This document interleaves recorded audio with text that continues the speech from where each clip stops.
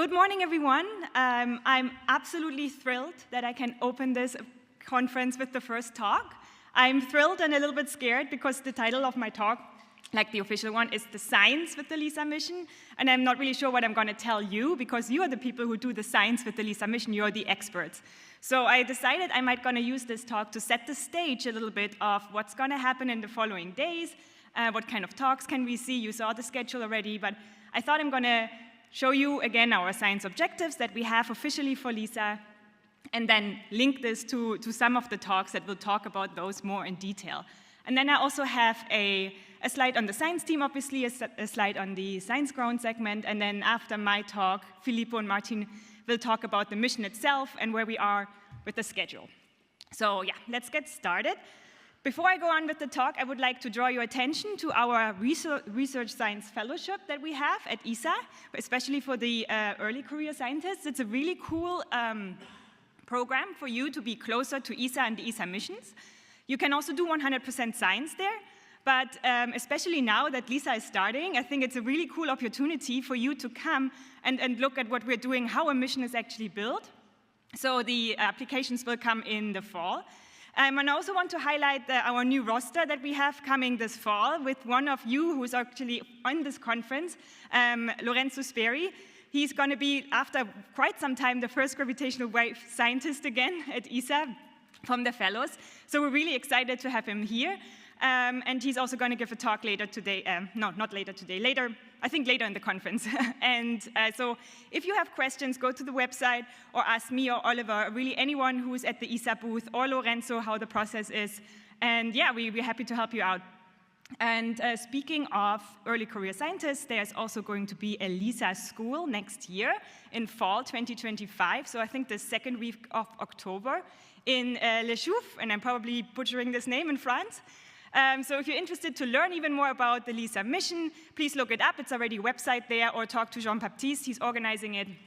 And yeah, that's going to be really cool for especially early career scientists. OK, so let's start with the talk. I always like to start my talk with videos. And here I like to start it with a plea to you guys, because I love that video, but I actually want to show, when I talk about LISA, I want to show a source that actually LISA can detect. Here we obviously see a source from the LVK collaboration, which is a smaller mass black hole that LISA won't detect in its merging process. And it's a really nice video because you see the waveform, you see the merging, the beautiful gravitational waves in this kind of like presentation. But if you have more recent videos of your simulations of massive black hole mergers, I would be really happy to get them, to collect them for my talks, especially if I show this to other audiences, just for my peace of mind that I'm showing actually a source that LISA can see. Right? We know it's not going to change much in terms of how the waveform looks like and the video itself, but if you have it, please contact me. I'd be really happy to see this. OK. So yeah, no, we know how this goes. It will merge, so I don't think we need to see the full video because it's also freezing, and then we merge at the end. It's all of these things. You probably have seen this before. Whoop. OK. So let's go to gravitational waves. I'm not going to tell you how gravitational waves are formed. You all probably know this. Just a little short history of time, because you will see in a second why I really like that slide. It kind of sets the stage to like what we have right now with gravitational waves. So we obviously start with Einstein with his general relativity, where those amazing constructs coming out directly from the equations. But for a long time, it was really just a theory. People theorized about it, how they would propagate, and how they would actually affect us, and how we could measure them. It was theory until the 70s, when we had the famous Hulse-Taylor pulsar, where we for the first time can actually observe it indirectly, right? And this is one of my personally favorite science results, favorite Nobel Prizes, because you see this so beautifully, how the model fits the data, how this pulsar is actually coming closer together directly, how we would predict from gravitational wave radiation, right? And that was the first time we saw, like, oh my God, they're probably really out there. We just need to find a way to measure them. And I thought this is still, for me, one of the coolest moments in this part of history for gravitational waves. And then obviously in 2016, we had the discovery of the gravitational waves in the direct measurement for the first time with the LIGO and Virgo, and I also thought that was an absolutely historical moment, right? I always ask people where were they when this happened, and I remember I was at the conference in Aspen for black holes, and I thought it was a really cool moment because for me, Aspen was always associated with black hole conferences, and this conference I think was called Extreme Black Holes. So it was great, and I watched it with all the people in the room. We watched the press release, and I just thought it was amazing that we have finally the technology and we managed to observe them. And I'm pretty sure many of you in the room were actually involved in those results. And then we have the most recent discovery, the evidence of the gravitational wave background with the pulsar time array. Also very exciting result. And again, many of you probably been involved. There are going to be talks about the PTA later this week. And I think this is just, now you see why I like to show this slide, because it sets so nicely, it shows so nicely what we have on gravitational wave frequencies right now, right? We have the very high frequencies for the smaller objects that we can see from the ground, and then we have the very, very low frequencies that we see with PTA.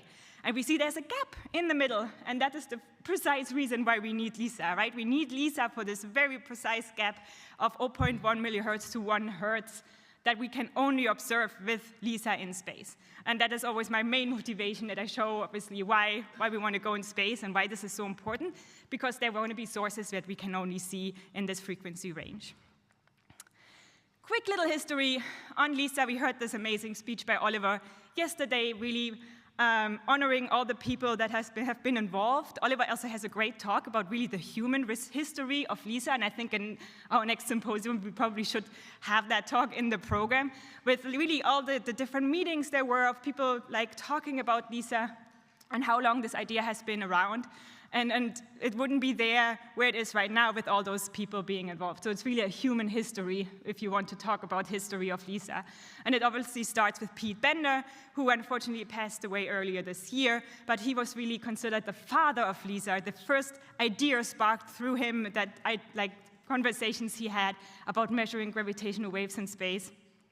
And many other people have been involved over the years, trying to figure out how this could be possible. Here you can also see Tuck's name, obviously, and just all the work that has been going on since the 70s to dream about something that is now hopefully happening in the mid-30s. It's just mind-blowing, right?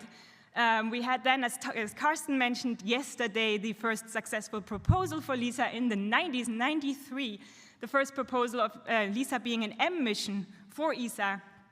And you can see this is the graphic that's really on the front cover of this proposal. It's a beautiful graphic, and LISA still looked quite different back then, but the idea was there.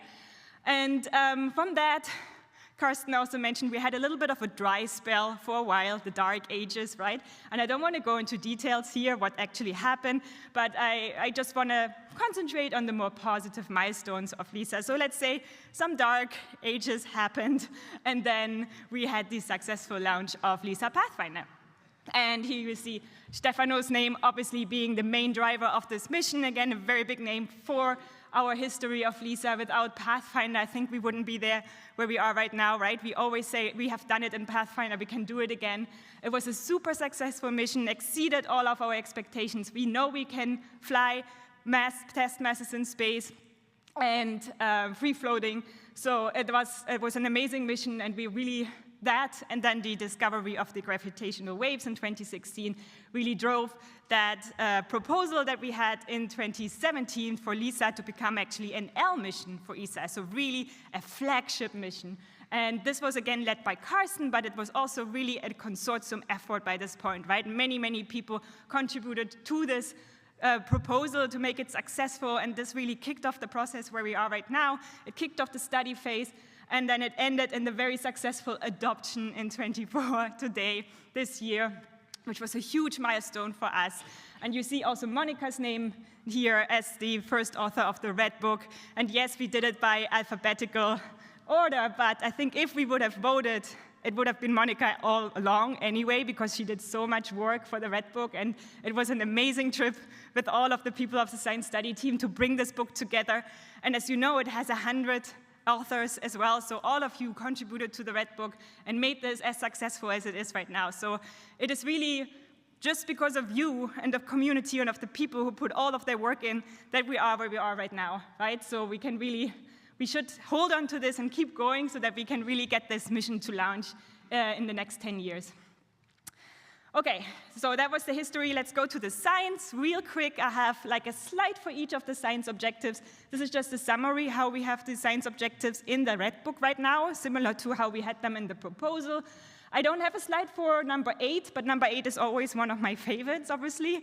It's the one of the unknown, the one we didn't prepare for, the one that hopefully, in my opinion, breaks our physics and makes us think again what's out there, like unforeseen gravitational sources.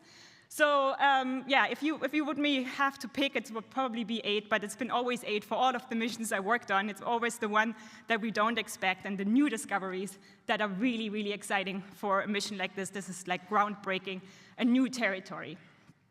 Okay, so let's go into the individual little science goals real quick. We're starting with the galactic binaries. Here we have our sensitivity curve for LISA as we know it, so that can show us what we can observe. We have the galactic foreground here. That is the galactic binaries that we cannot resolve, and it will show up as a foreground. Over the years, we will be able to resolve them. At the first year, a handful. We will see a couple of verification binaries, so the ones that we know from the electromagnetic observations already. And then after 4 years, we have tens of thousands of galactic binaries resolved, and we can do amazing science with them.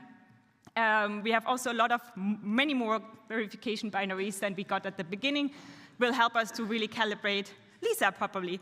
And what we can do with this, I think I'm gonna, and they have different flavors as well. I forgot I had this they have neutron stars, white dwarf, binaries, and so on. So you can do all the science with this. You can measure where they are in the galaxy. You can learn about their evolutionary path by looking at the frequency derivatives, and so on. So many, many more things. I'm not going into detail. I just wanted to say there's many talks about galactic binaries, right? We have one on Monday. We have actually 2 on Monday on galactic binaries. We have a plenary talk by Katie Breivik on Wednesday, and I have added this one because I'm really interested. So my personal background is globular clusters, intermediate mass black holes and globular clusters. So obviously, I was interested in the talk that is coming on Friday.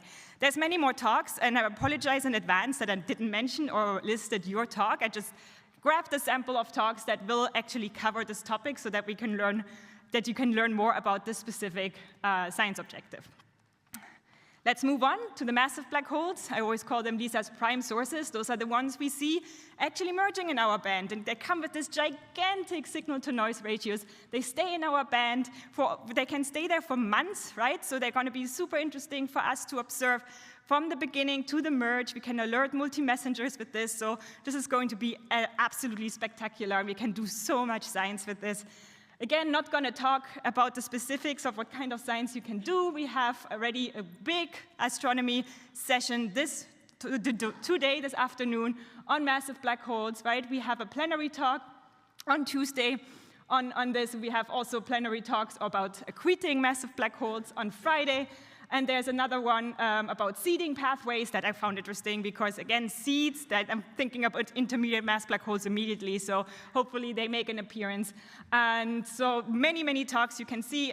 This is one of the main topics of the conference, massive black holes, right? You will, and every day you will hear about them, so go and look at those talks. They sound absolutely amazing. Let's go on with the extreme and intermediate mass ratio inspirals, also one of my favorite sources, really. I mean, they are so complicated and so interesting. So what they are, they sit here at the bottom of our sensitivity curve, so a bit harder to observe than the massive black holes. But if we're lucky and we see them, those are those objects that have, and again, I don't have to tell you, many of you are absolute experts in there. I heard there's even a 3D printed EMRI somewhere on the booth out there, so I want to get my hands on this. But those objects of like massive black holes together with the stellar mass black hole and having those thousands of orbits around this black hole, we can do so much physics with that. We can look at the space-time around them. And they have those absolutely fascinating, complicated waveforms. Where a lot of the research is going in right now, right? We need the waveforms for the EMRIs to actually do LISA properly. And so I highlighted here also a lot of waveform talks We have already on Monday, we start with MREs. We have a waveforms modeling plenary on Tuesday. Now it's probably not just going to be MREs, but MREs are always a big part for waveform modeling, so I assume there will be some mention of MREs. We have a full MRE waveform session, I think, on Tuesday, and I'm highlighting some talks here. You again see Lorenzo's talk. I'm going to highlight him because he's going to be our new research fellow on Tuesday, so you can grab him there and also talk about the research fellowship. And here's one about MREs and nuclear star clusters. And again, my senses went up when I heard star clusters. I'm excited to hear about MREs and nuclear star clusters. So that was MREs. Now let's go to the stellar mass black holes. Also super interesting topic, right? We've seen them already in the galactic binaries. We can observe some of the stellar mass black hole binaries in our galaxy. We can observe some of them, if we're lucky, that start merging in our band and then merge in the ground-based detectors later on. So this is going to be super interesting to do multi-band observations. So we could say, OK, we see it merging, and then maybe in 10 years from now, 5 years from now, it should be merging in that band. And if we're lucky and we did it right, it might happen. So this is really interesting new kind of science to do here. And again, there's many talks about what we can do with this kind of objects. You have talks about stellar mass black holes in general. But then we also have 2 talks about the terrestrial detectors, right? We have one by David on Thursday, and right after, one by Samaya on the future ground-based detectors. So my guess is there will also be some mentioning of multi-band observations. So look at those if you want to learn more about the ground-based detectors as well. And it's really, really cool stuff. Now let's go to my dark slides again. We're going to fundamental physics. Absolutely not my kind of field, but I find it super fascinating. We can do so many things with fundamental physics and gravitational waves. We can look at the ring down. We can look up the keenness of the black holes. Through our golden MREs, we can look at the no-hair theorem, how well this holds up. Are there any additional fields around that we aren't aware of? We can really see how GR holds up with gravitational waves. And again, I'm going to leave this to the experts to talk about this during the week, right? We have already today on Tuesday, a plenary talk about this by Nico Yunus. We have many more talks coming during the week. We have another plenary talk on Thursday and about really what we can do with MREs in fundamental physics. So yeah, if you're interested in this, please look at those talks. I will definitely look at them because I want to know more about what you can actually do in fundamental physics. It's always a field that isn't really taught much, or I don't really see it much in other conferences that I have attended, so it's going to be exciting. Cosmology. Cosmology is also something what is in our science objectives, right? We can do standard science, cosmology with Lisa. We look at the distances through the gravitational waves, and then we look at the redshifts with follow-up observations, such as the Rubin telescope or New Athena. We can do it also with dark science. So we look at the expansion of the universe, the Hubble constant, and all of those things. There's going to be also many cosmology talks going on during this week. We have a full cosmology session on Monday, so you can see, today already, you can go and learn everything about how to do cosmology with standard science and with Lisa. There's a plenary talk really just coming up later this day, before lunch, about cosmology with standard science, and then there's the talk on Friday as well, another plenary talk about lensing of gravitational waves, and I wasn't 100% sure where I would put that, but I think it's very interesting. I'm pretty sure it has something to do with cosmology, but I will definitely look at this, which topic I would put it in afterwards. And then the last, but not least, science objective, and for me, probably the most obscure, the one I can absolutely say the least about because I don't know much about, are our stochastic gravitational wave backgrounds, right? And they can come from different sources. They can come from astrophysical objects, but also from first-order phase transitions at the very beginning of our universe.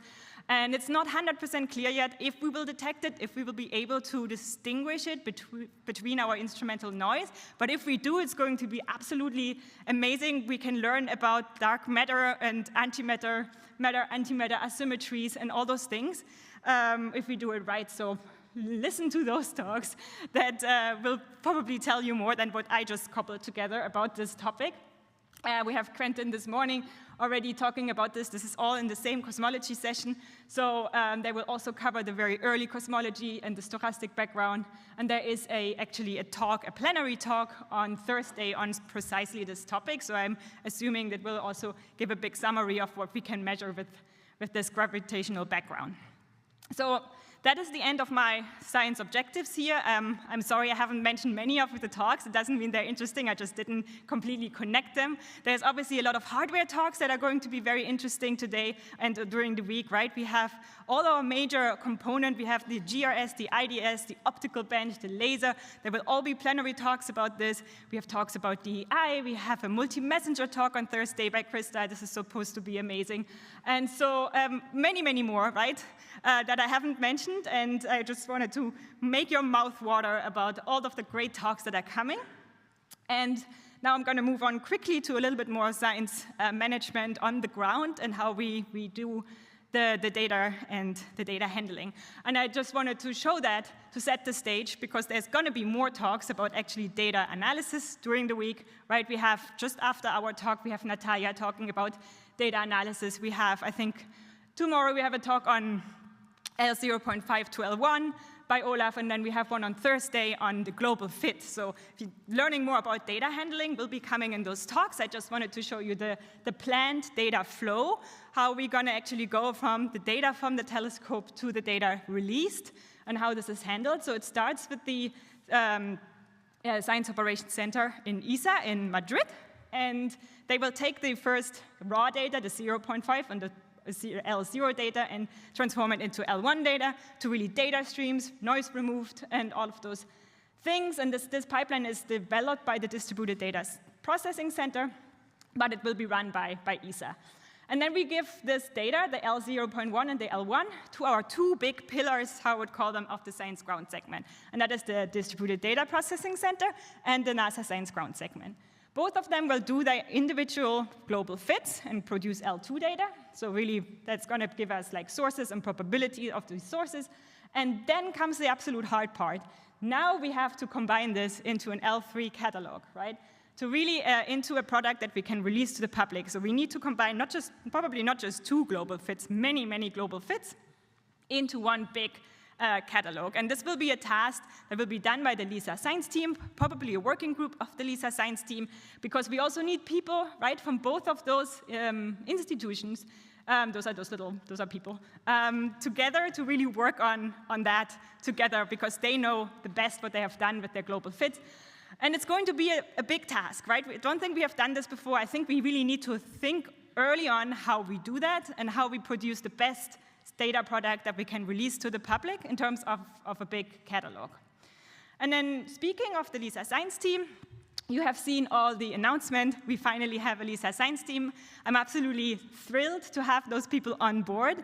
I want to tell you that thank you to everyone who has applied. We got 50 applications for 11 positions, and I can tell you 40 of them we could have put on the science team. 40 of those people were absolutely eligible and competent to be put on the science team, but we only had 11 spots. So because you weren't, the reason why you weren't chosen was not because you weren't eligible, most likely, but it was just because of the limited amount of spots, and we needed to also make sure that we are well distributed over our member states, right?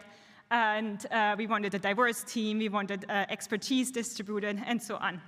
So please apply again in 3 years. Don't be disappointed. You will still have a chance to contribute. We will have a rolling kind of a replacement of the science team, not the full one, but we will try to replace parts of it every 3 years. To get new expertise and new people, right? This is going to be an ongoing process, so it's not the end of the world.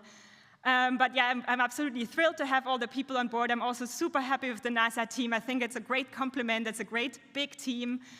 You can see, and also we're happy to have Reis on board as the interim consortium representative. I always love working with Reis. And we're also excited who's going to be the full consortium representative at the end. You can see we are still missing 2 interdisciplinary scientists. We will, after our first meeting, we haven't met yet, it's all still very fresh. After our first meeting, we will decide what we need there in expertise, and we will open a call again for those interdisciplinary scientists to fill those last 2 positions. So this will come up soon. And then obviously you shouldn't forget mentioning the chairs and this very flattering image of the three of us virtually together. That will be Oliver, Ira, and myself. We will be co-chairing that team, and we're all really excited to work together. Many of them are here this week, so go and find them and talk to them. They are your representatives, right? They are your voice in front of ESA, so if you have things you want to get done, talk to the people on the science team and make them bring this forward, right? This is what they're there for, and that's why they're also here, and they are all very approachable, as you know, probably many of them.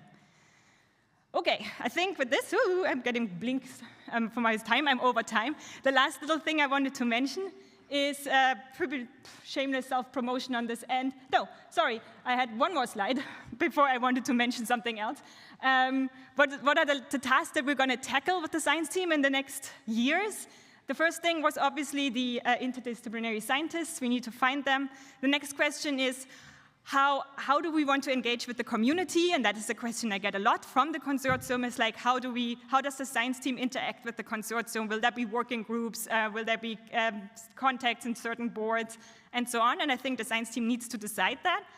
But it's also a contact to the larger community, to the astrophysical community. How can we promote LISA and make people more aware of this is coming? And obviously also the general public. Now, since we're actually starting to build this, we really want to get going and then put it out there. We need to start thinking about how we select the science topical panels, what are the ways of selecting the topics, and how we're going to make it fair to select the members. What should go in the L3 catalog is another big thing, like what data we actually want to release to the public, how should we, what are the criteria for alerts, and how should we manage protected periods. So all of those things, and probably many more, will be the first topics of the science team in the following years. Once we manage to meet then. So last thing, real quick. We're going to have a conference with a lot of very technical talks. A lot of acronyms will be thrown around. I wanted to draw your attention to that tool that I made where you can actually go just to the web. It's now a web tool. It used to be just a Python tool, which is less accessible for people not using Python. But we have now over 1,000 acronyms on file. You can just go to the website and type in the acronyms while you're listening to the talks. You can even make it a little app on your phone. It's not an app, it's just a bookmark, but it has this little symbol. It shows up on your phone. You can still use the Python GUI. I'm really happy for any contribution, right? You will probably find during the conference a lot of acronyms that are not in there. Send me an email, put it in the Git, make it a pull request, whatever. You can also send me full tables if you have we have this extra where we collected our acronyms. Please send them to me to make this a very useful tool for people for coming conferences. And yeah, I hope it will help you during the conference. And with this, I'm sorry, I think I'm over time. I'm going to hand over to Filippo and Martin to tell you more about the mission itself. Thank you.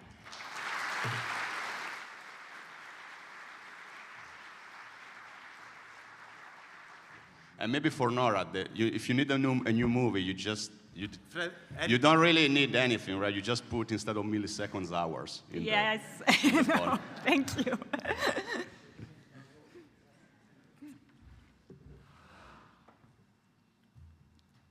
Last question. Yes, back there. The microphone is coming. Relax. Hi, thank you for a very nice talk on the instrumentation. I work mostly with data analysis for LISA sources. So I had a question about so you showed about the L1, L.5, L2 sort of data channels and the data production pipelines. I wanted to ask how much would, if any, would be the contribution of the data analysis scientific groups in deciding what goes out in L.5, 0.1, or whatever. Yeah. That's yours. Yes. So the question was how much would be the teams I'm trying to reformulate the question of how much influence the teams who do the pipelines have a say in what goes out at the end. You mean in the final catalog? Yes, basically at the end of all L1, L2, L3 data products, how much say would the data analysis community would have on what goes out?